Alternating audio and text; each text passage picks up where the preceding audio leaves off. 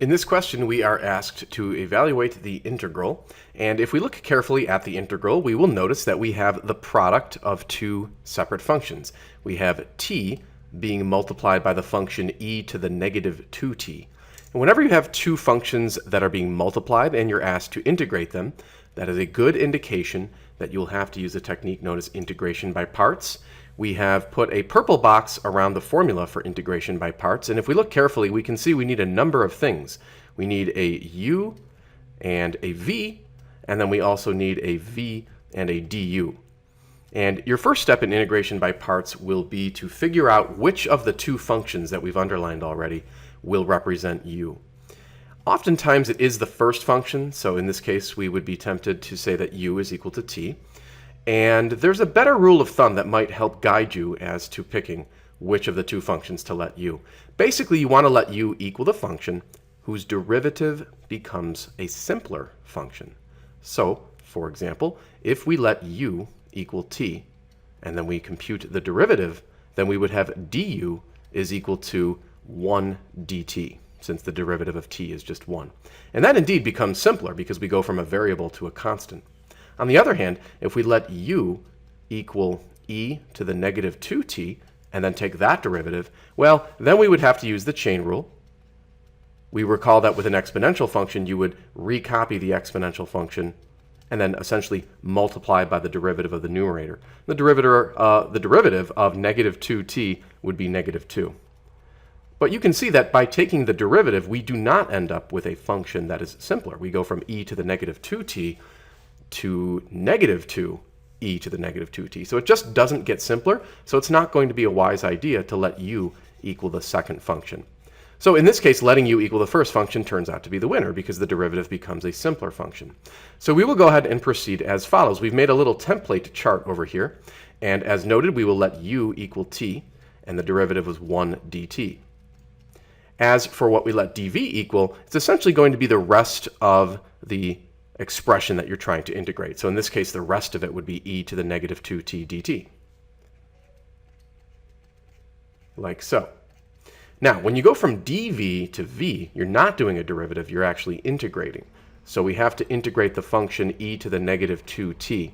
There's a bit of a shortcut for that type of scenario that I like to use. If you have the integral of e to the kt, where k is a constant, then you can integrate by doing 1 over k e to the kt.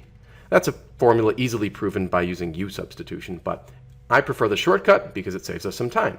So integrating e to the negative 2t according to this format here would give us negative 1 over 2, and then we would have e to the negative 2t. So we have filled in the template for all of the 4 parts that we need to integrate. We can then plug into the integration by parts formula that we've outlined again in the purple box. So starting with the u, which was t, and then multiplying that by dv, which we have written as e to the negative 2t dt. Notice essentially that the expression on the left side of the equal sign just becomes the original problem that you're trying to integrate. That shouldn't be too surprising. And then this is equal to u, which was t, multiplied by v, which was the negative 1/2 e to the negative 2t.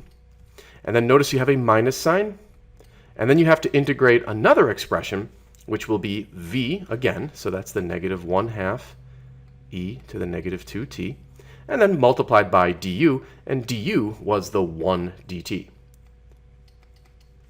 Now, we're going to want to simplify this term right here. And to do that, we might just write that as negative 1/2 t e to the negative 2t. And then we have to integrate this expression right here. But we can do that by first factoring out the negative 1/2. Note that you have a minus sign here, so that when you factor out the negative 1/2, you're going to have plus 1/2. And then integral of e to the negative 2t dt. And then to integrate this, we can follow that same law that we outlined earlier, where we had the integral of e to the kt. And we said that that was equal to 1 over k e to the kt, where k is a constant. In this case, the k is negative 2. So when you integrate, you're going to have this 1/2 that we factored out multiplied by negative 1/2 e to the negative 2t. And since we're finished integrating, we can include the constant of integration at the end of the answer. And then it's just a matter of simplifying. We can multiply those halves together to make 1/4. Notice, though, you're going to have a positive and a negative being multiplied, so you'll end up with a minus 1/4. So here's the final answer, negative 1/2 t e to the negative 2t minus 1/4 e to the negative 2t plus c.